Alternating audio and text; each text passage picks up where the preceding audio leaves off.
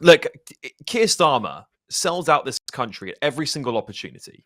The man doesn't have a clue about foreign affairs. He Mm. flaunts himself around Europe and around the world as some sort of global leader. But all he really has ever been good at is UK law. And to be quite honest with you, I don't think he was very good at that. No. Quite frankly, I've criticised his time at the CPS multiple times.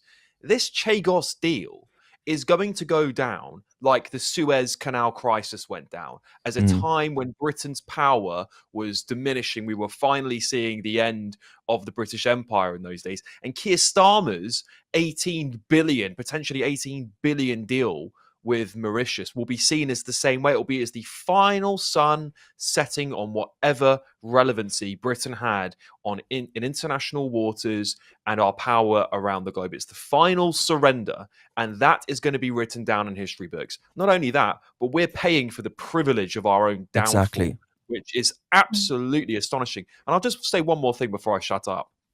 Kemi Badenoch today, what Oh, an I know. absolute complete failure to hold Keir Starmer accountable for not just many other things. I hope we'll touch on this later, but particularly on Chagos. She touched on almost everything except the bill that British taxpayers, the things that people actually care about. She can't challenge him.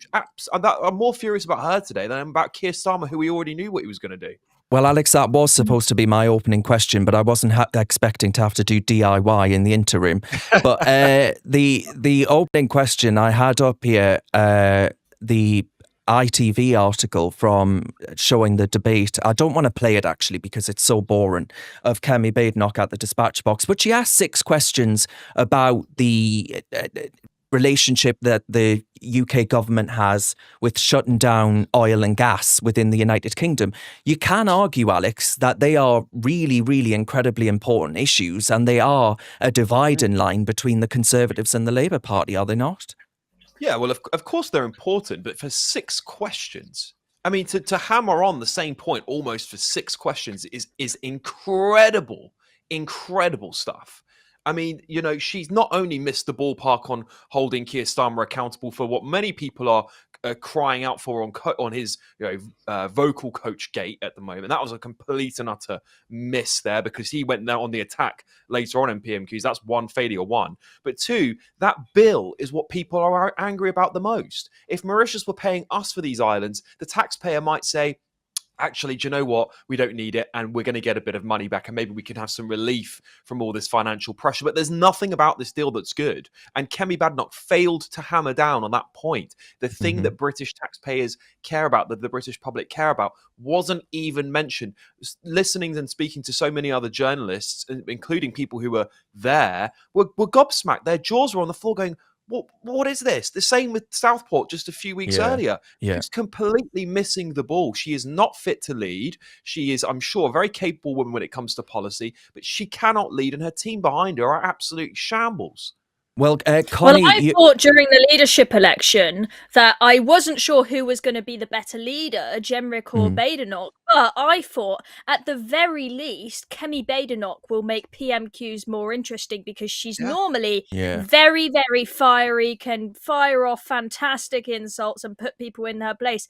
But she's actually been quite disappointing at PMQs, and it still seems like the Reform Party are doing the work of the opposition at PMQs, very sadly. And I just wanted to go back to one other point you made, Alex, which was you pointed out the fact that Keir Starmer doesn't really know anything about foreign affairs. And a prime minister, they're juggling a heck of a lot. You can understand when a prime minister is not going to be an expert in everything. But that's why you have a cabinet of people who are experts in their field. But who do we have as foreign secretary? David Lammy. He probably has even less of a clue than Keir Starmer about foreign affairs. I mean, David Lammy seems to think that handing away the Chagos Islands is decolonisation. I'm sorry, but Mauritius are not the rightful owners. I mean, is someone going to teach this man a simple history lesson? We mustn't forget Sudan, Chloe. We mustn't. That was his words. That was his words. Stephen, our good friend Stephen, says Reform are the only opposition, and I would agree with that actually. And cycling for fun, probably would as well now.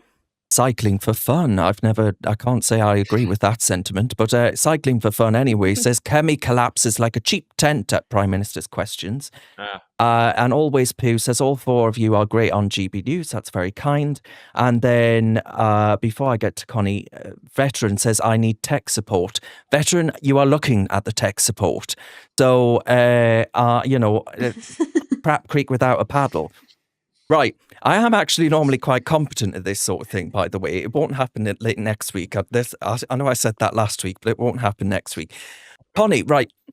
The point there, you've been very sympathetic about Kemi Badenoch, especially her stances around sex and gender, and really taking quite a hard approach there.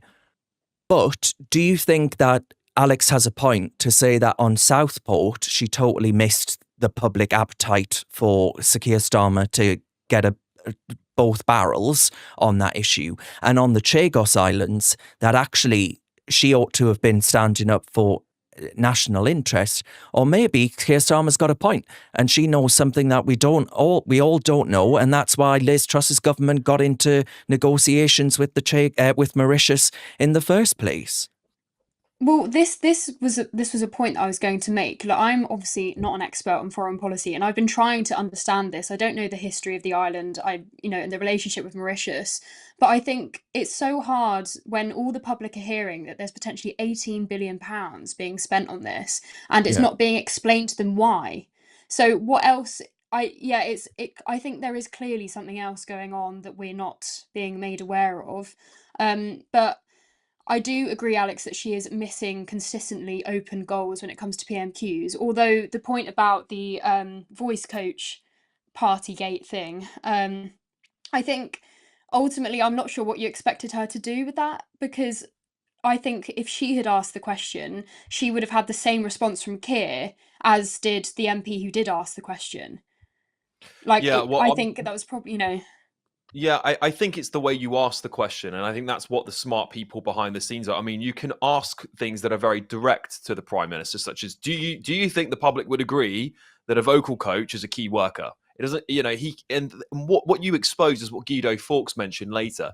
In his response, he didn't say that he hadn't broken the rules, and therefore is he deflecting? And these are the sort of questions that the leader of the opposition, as Keir Starmer did to Boris Johnson repeatedly, week after week, grinds on them and causes a media fuss that forces them into a difficult political position, to even leading to Boris having to resign in the end. That's the sort of opposition you need right now, particularly when Starmer is so weak. But she doesn't take these opportunities. She doesn't use them. And the public want blood. They do. But if the leader of the opposition won't do it, then the Labour Party are going to think they're safe, because all they see is the Westminster bubble, unfortunately.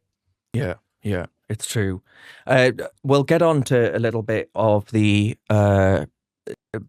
Metropolitan Police decision not to investigate Sir Keir Starmer, despite the fact, of course, they gave fixed penalty notices to Boris and Rishi for a cake in Downing Street.